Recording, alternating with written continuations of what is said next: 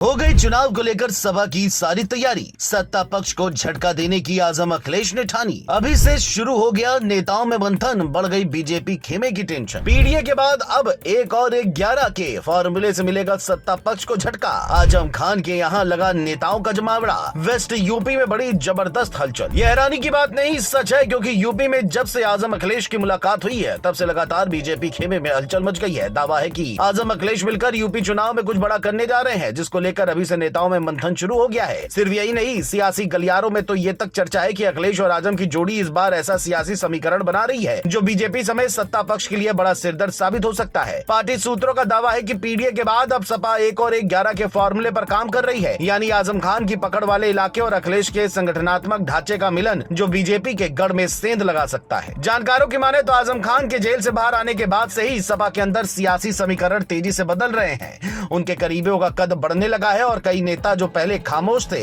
अब सक्रिय दिख रहे हैं। पश्चिमी यूपी की सियासत में आजम खान का असर रामपुर से लेकर मुरादाबाद और संभल तक फैला है। यही वजह है कि अखिलेश यादव अब आजम खान के सुझावों को अहमियत दे रहे हैं। माना जा रहा है कि 2027 के टिकट बंटवारे में आजम खान की राय निर्णायक भूमिका निभाएगी। चर्चाएं ये भी हैं कि पार्टी में रामपुर की सलाह अब लखनऊ में भी चलेगी। इस मुलाकात के बाद से बीजेपी खेमे में भी हलचल है, क्योंकि मुस्लिम पिछड़ा वोट बैंक फिर एकजुट होता दिख रहा है। अब बात करें कुछ अहम सीटों की, तो आजम के दावतदारों ने अभी से आंखें गड़ा ली हैं और जोर शोर से तैयारियों में जुट गए हैं, जिसकी झलक कांठ विधानसभा सीट में देखने को मिली है। यहाँ अब सियासत सबसे ज्यादा गर्म है। खबर है कि आजम खान के भरोसेमंद और सपा के पुराने चेहरे यूसुफ मलिक ने इस सीट से अपनी दावेदारी पेश कर दी है। 2017 में भी उन्होंने टिकट मांगा था, लेकिन पार्टी ने मौका नहीं दिया। अब स्थितियां बदल गई हैं। कांठ से मौजूदा विधायक कमाल अख्तर हैं, जिन्हें सैफई परिवार का करीबी माना जाता है। सपा खेमे में चर्चा है कि अगर टिकट बंटवारे में आजम खान का पलड़ा भारी रहा तो कमाल अख्तर को अपनी पुरानी सीट हसनपुर लौटना पड़ सकता है और कांठ से यूसुफ मलिक चुनावी मैदान में उतरेंगे।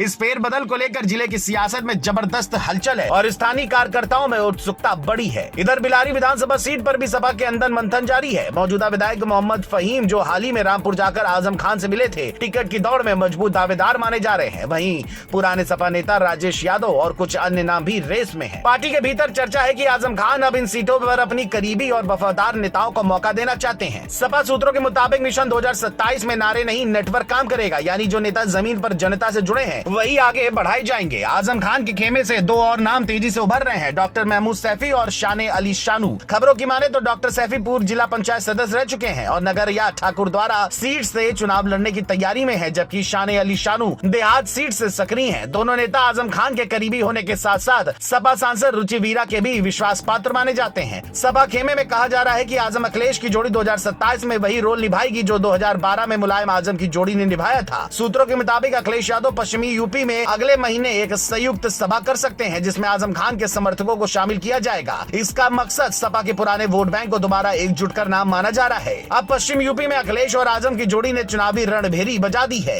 एक और संगठन का दम तो दूसरी ओर जनता से जुड़ाव ने बीजेपी खेमे में हलचल बढ़ाई हुई है। अब आगे क्या होता है ये देखने वाली बात होगी।